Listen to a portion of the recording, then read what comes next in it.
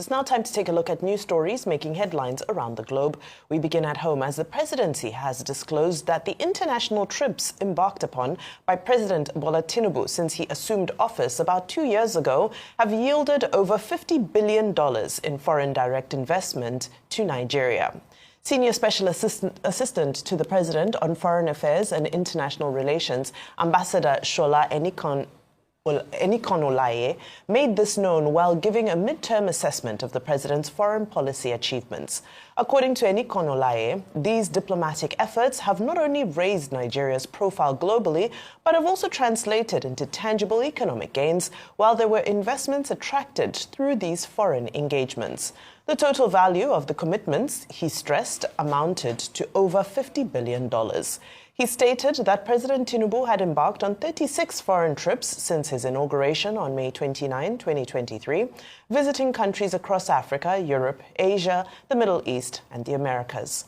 The former ambassador added that several additional visits had been approved for the rest of the year, all aimed at engaging, deepening, and strengthening Nigeria's bilateral relations with other nations.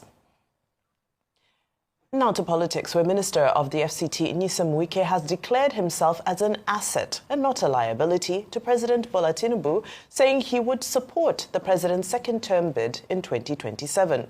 Speaking during a media chat in Abuja, Wike assured the people that he would lead the campaign of the APC for the election of President Tinubu in Røast State, where the president did not get up to 10% of the votes in the 2023 presidential election.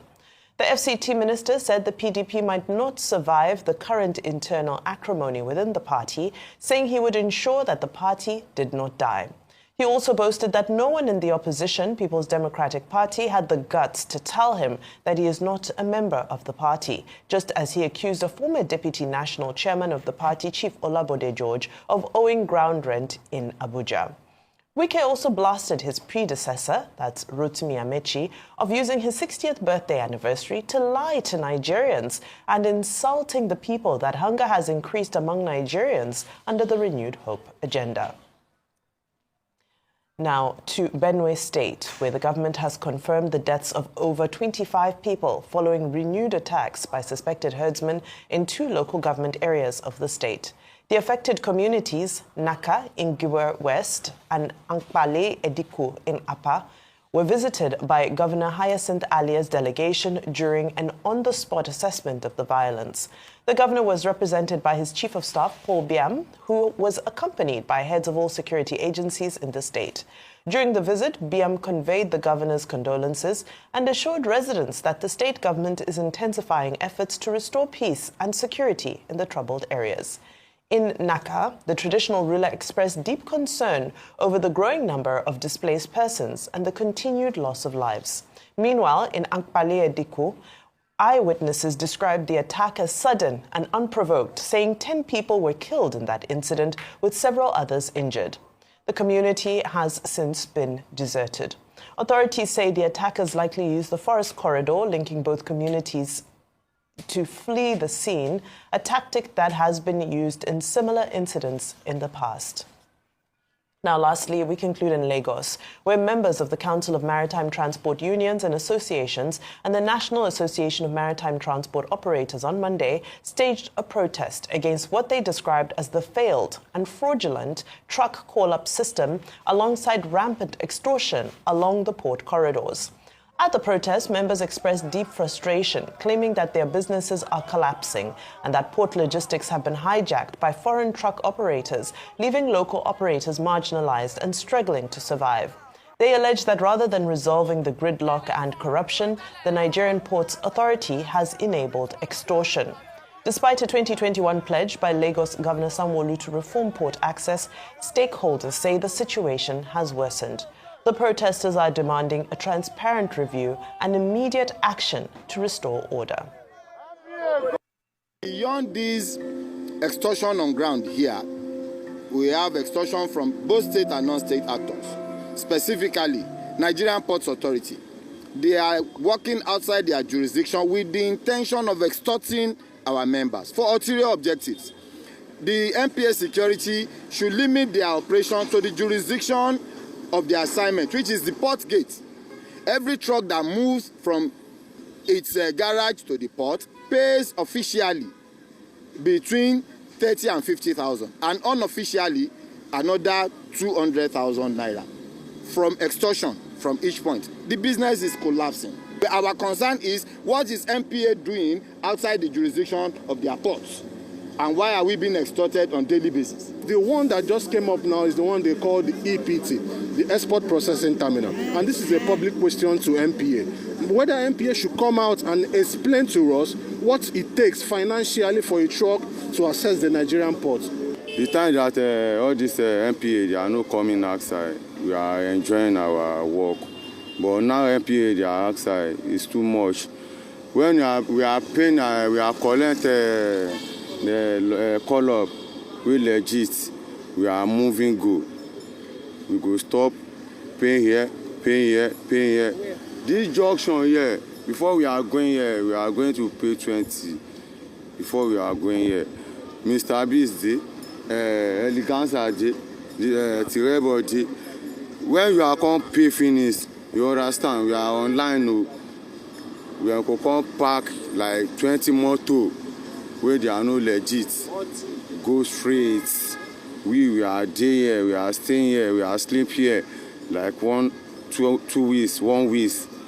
So it's too much. We are calling on the whole world to see that this is what we are going through. This is a deliberate sabotage, because as much as the federal government is trying to ensure that the cost of products is reduced to the barest minimum, this process will never allow us to achieve that.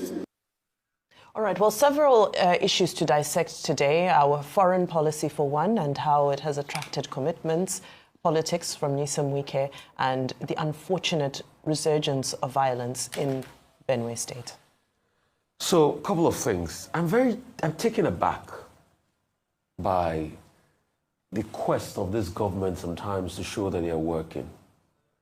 See, if Nigeria works, I will be the first to come celebrate. But they're trying too hard. It's not working. The data is there. The first quarter of the year, how much came in FDI? The numbers are there. Was it 50 billion? So this talk about 50 billion commitments. Vimbai, who celebrates commitments? Who celebrates commitments? We celebrate actualization. When the money comes into the economy and we feel it, we'll celebrate. But these attempts to justify the trip, are they also going to justify the president buying a very big jet? That till today, they've not told us how they passed it through the National Assembly, that Eyinaya Abari be berated, that they didn't see anything as senators on their table. We want this country to do well, but this attempt to talk and try to justify this thing when it's not working, FDIs are not coming in. Business climate is tough.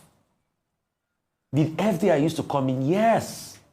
Many years ago, we used to be first 5 on the chart of FDIs. But today it's not coming in. Can we celebrate them for something? Yes, the Shell deal, I've talked about it, Bonga, many times. But you celebrating 50 billion in FDI commitments, it's not FDI. It's best you celebrate the 50 billion, because I also need that money to come into the economy so it can permeate. Because we'll see the difference if $50 billion comes in to an economy that is less than $200 billion now. Secondly, as regards Minister Wike, saying he will support President Tinubu, and nobody can tell he's not a member of the PDP. I'll speak some Yoruba and I'll translate it to you. There used to be something that used to happen in churches back in the days.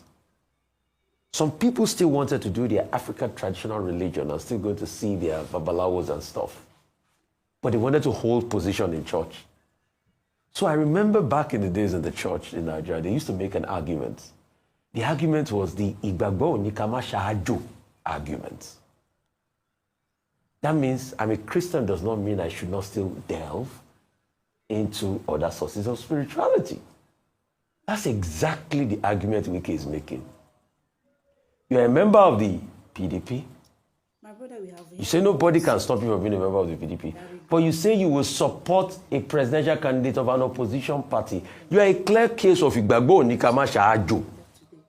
I love you. You are lukewarm. And the Rotimi Amaechi you are attacking that is saying is hungry. Nigerians are hungry. The stats are there. 2019 over 40%, 2024 over 47%, 2025 they said 13 million people will get into the poverty net. The empirical statistics are there. Why? You devalue the lives of the people. There's mammoth inflation. The World Bank, IMF is predicting over 37% inflation in the coming years. There's a lot more hunger in the land. The other day, Oju Okalo was on television. He says, we know the people are hungry. So, and you trying as much as possible to, say otherwise and say, what's it called? Former Governor Amaechi has enjoyed the good of the land and all of that has been this. Has Mr. Wike to not enjoy the good of the land? You started also as being local government chairman. You became minister. You came back to be governor. You too, you have enjoyed the good of the land. And if you are asking what has he done to solve poverty, what have you also done to solve poverty? Minister Wike was governor here when I tackled him with empirical facts that his state has one of the highest unemployment rates. He disputed the MBS figures here. The interviews are there. Go and play back empirical facts. So what has he done to stop poverty? What has he done to stop squalor? So him and Amaechi, they have both been in the political class. It's so easy to point fingers, isn't it? Okay, what Rufai is trying to explain to you in the literature is called religious syncretism. And it is represented by the African church in Nigeria, where they mix one form of Christianity with another form of religion and belief in God, which has been well explained in the literature. But let me come from a dramaturgical point of view. When we teach students dramaturgy, we talk about flaw of character as a major trope in tragic stories. It's called either amasia or hubris. I think what we're dealing with regard to Nyesom Wike is hubris. Hubris, which relates to his own character. Now, let me start with Rotimi Amaechi. He says Rotimi Amaechi is hungry for power. He could not deliver 10% for Atiku in the 2023 election. He could not address hunger while he was a minister or while he was a governor. Now, there's a basic principle in human relationships about your relationship with your bosses. I think that Nyesom Wike is very rude, disrespectful, because Rotimi Amaechi is his boss in politics. When he was local government chairman, or was he councillor, during Amaechi's second term, it was Rotimi Amaechi that helped him to become local government chairman at Obio Akpo local government area. He subsequently became chief of staff to Rotimi Amaechi. It was Rotimi Amaechi that recommended him to become Minister of State for Education in Abuja. So he talks this carelessly about his former boss. I think it's disrespectful. I think he speaks to his character. Number two, this same Nyesom Wike still talking about this hubris. The theory is this. People can double check it. Has also abused Peter Odili, Sir Peter Odili, another statesman. He has said publicly that Peter Odili does not qualify to be an elder. This is the same man that he was taken to by Mama Peace, Dr. Patience Jonathan, to help him to become governor. There is no name he has not called Dr. Peter Odili and his wife. He even referred to him as one man and his wife as one woman. This is a statement about character. This same Nyesom Wike says he's fighting for President Jonathan, and that there's nobody in PDP that can stop him, not even Chief Olabode George, whom we refer to as a ground rent debtor. So who will Nyesom Wike not insult? Senator John Mbata, who was his godfather at a point, he insulted him too. And he has shown signal that he's also going to insult President Bola Ahmed Tinubu. In that interview, he pointed out that if he had known that President Tinubu was going to declare a state of emergency in Rivers, he would have offered a different kind of advice. That's already a signal to President Tinubu to know that this man you are dealing with is only interested in his own interests, permanent interests, not permanent friends. And so President Tinubu should beware, because tomorrow he will abuse this same President Tinubu. He says nobody can touch him in PDP. Okay, what does that mean? He's saying that, yes, it's possible for a man to be everywhere as long as his personal interest is involved. So these are the questions to be raised. About the hubris of Nyesom Wike, I think that is the major issue. That is the story. That is the story. Now, as for foreign direct investment, Shola Enikan Olaye, that's the correct pronunciation. Ambassador Shola Enikan Olaye. Yeah, I worked with him when I was in government. He was then in the Ministry of Foreign Affairs as Ambassador in situ. He's a very decent man.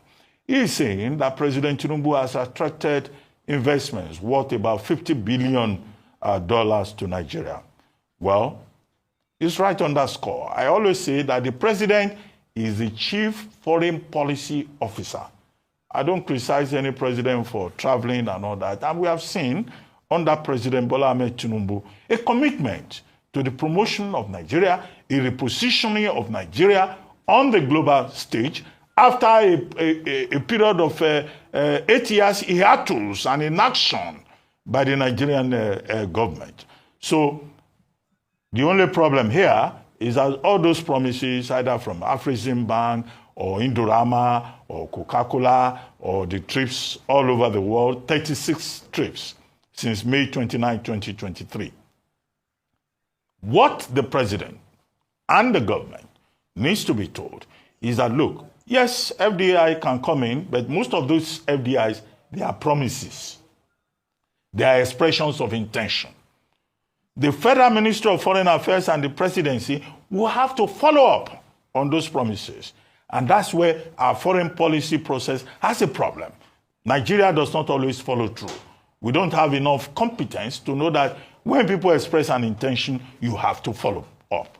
The second point in that regard is that, look, the biggest challenge for this administration and for the president personally is to encourage local investment.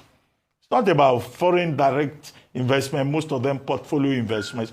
It's to support companies like Dangote Refinery, Seplat, which other person is doing something here, Boa Cement Group, all these local companies, you know, they should be encouraged to invest more. Even the banks, Fidelity, UBA, Union Bank, you know, these are the people, because it's only Nigerians that can move this country forward if they are given the enabling environment and they get the required support from government. So while it is good on the foreign side to say, yes, President Tinubu has repositioned Nigeria globally, has helped Nigeria to gain a voice in critical areas, President Tinubu also has a commitment to support local investment and make sure that local entrepreneurs, the private sector, that they thrive.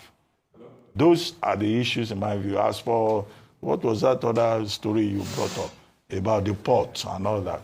Well, of course, you know, we've been on that issue perennially. You know, Nigerian Ports Authority is always having issues. But call-up trucks and all that. They've tried all kinds of ideas, creating problems for people who live in their Papa area as a result of government inaction, as a result of the failure of successive administrations, you know, to solve a problem. And we have been saying, look, this port system in Nigeria, we can overhaul it. We can expand it. We have other ports whose drafts need to be further dredged and deepened so that the concentration is not just in Apapa, but nobody has done it. Maybe that's another assignment for President Tinubu, as he uses this period of visit to Lagos to reflect on the challenges at second term. And I go back to the Wike issue. President Tinubu needs friends. He doesn't need enemies in second term as he moves towards the remaining 2 years of his first term. Wike should stop making enemies for him. President Tinubu should focus on making enemies because Wike is a disclosed agent of a disclosed principal. Anything he says, antagonizing people either in Abuja or in Rivers, he will be making enemies for President Tinubu. That's not the job of an agent of a disclosed principal. All right, so I'll pick up with the disclosure that the president's trips, so over 30 of them, international trips, have yielded about $50 billion worth of commitments of investment for FDI. Now, this is laudable because, of course, we know that the president's trips have been largely to try and promote Nigeria, not just from a branding perspective, but, of course, to attract investment. However, it's challenging to dissect this issue because we heard from the Central Bank of Nigeria just in April of this year that FDI into Nigeria has declined by 42%. That's in the most recent assessment of those statistics. So in the process of getting these commitments, one now questions what is the follow-through to finalize these commitments so that they can actualize. 24 months into term, and there are no ambassadors appointed to any of Nigeria's embassies. Now, this is hugely unfortunate because this is what the role of the ambassador is supposed to be, to ensure that this engagement carries on beyond the president's visit. Yes, the president's visits are important, but the reason why we spend so much on embassies, diplomats, and ambassadors globally is to ensure that this work can continue to flow on a daily basis. Now, you'll find that most of these people who make the massive investments are not prepared to deal with a charge d'affaires or a consul general. They want to see a representation of the president himself in a foreign land, and that is embodied in the role of an ambassador. I'll give you an example of some successful economic diplomacy that has happened across Africa. Rwanda, for example, Rwanda's ambassadors actively engage and invest in Rwanda. And this has yielded countless, not just commitments for investment, but it has followed through specifically in London, Washington, and Beijing. Ethiopia's diplomatic economics has yielded investment for Ethiopia's industrial zone. They've established the Hujian shoe factory thanks to the success of diplomatic engagement at the ambassadorial level. Lastly, Kenya. We know that Kenya built a $3.5 billion standard gauge rail. And this is all thanks to the Kenyan embassy's work in Beijing. I bring all these examples just to be able to exemplify the fact that the president cannot do it alone. He cannot tour the entire world and meet with all the potential investors, secure those investments, go through the bureaucracy of trying to take those investments from initiation to execution and all that happens beyond that. It's simply impossible, and that's why embassies exist. So this is a new record because under President Buhari, it took him 20 months to appoint ambassadors. So a new record has been made because we've now reached 24 months and we're not seeing any real sign. Well, there were some rumors that circulated, but we don't work on rumors. We are still waiting for ambassadors to be appointed. Very quickly on the Minister of FCT's media parley, he referred to Amaechi's birthday celebration. And for me, the biggest takeaway from that birthday celebration were the statements made by Senator Seriake Dixon, who said that he is aware of coalition creators, conspirators, people who have become professionals in creating coalitions and creating the conspiracies around them. And I think this is very apt because when we look at some of the dialogue that's happening, whether it be between the ruling party, the government, and the coalition and opposition, it's such an elitist jabs, personal jabs. All they're doing is flaunting their dirty laundry to us in public, but nobody is dealing with the issues that affect the common man.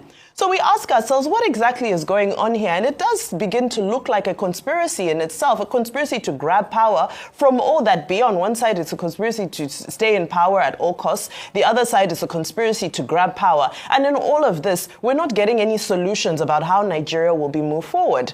And indeed, to hear men of this caliber who've been in government for over 20 years speaking about being hungry is insulting to the people on the streets. The time to listen to jokes. But they are influential people. Which influential? What makes them influential? You think they're influential? A former governor and minister? Hold on. You are talking about Amaechi? Yes, sir. And you have been specific. I don't know how a man will choose his 60th birthday to tell lies. It's unfortunate.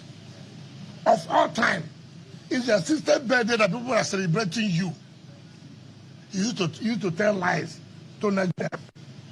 You are hungry. Let us tell ourselves this. He was speaker 1999 to 2007. Yeah. And if anybody knows, he was the most pampered speaker. Then he was reading law in London as a speaker 1999 to 2007.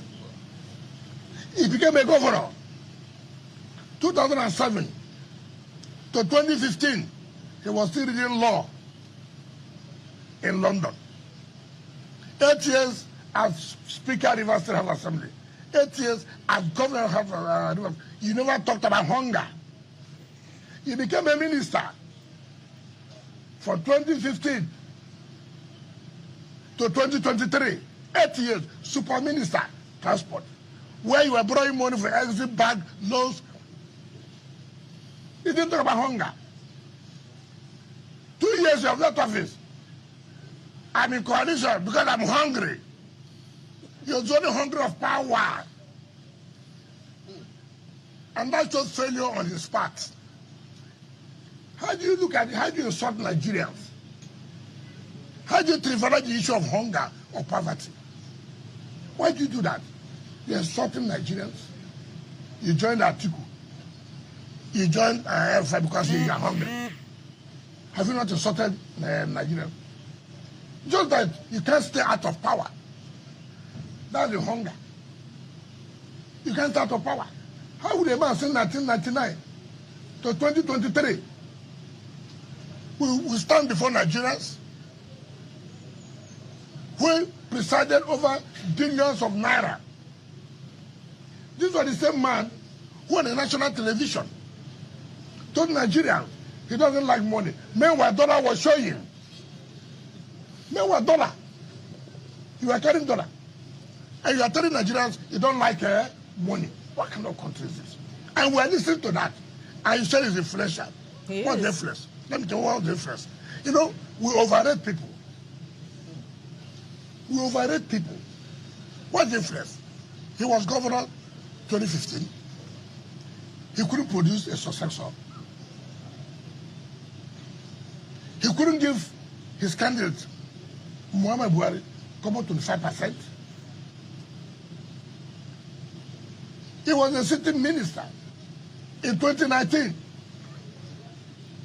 No president had ever moved with soldiers the way he came with soldiers. He said he produced a governor. He couldn't produce a candidate. Again, his candidate Buhari didn't make 25%. He was the teacher of campaign. Again, in 2023, he came. Okay, this time around, I'm going to support Atiku. In PDP, thank God, we did not support PDP. If I supported PDP and they won, he would have taken the glory. We said, okay, we will not support PDP. They failed. They didn't even get 10%. So what is his influential? It's just because, you see,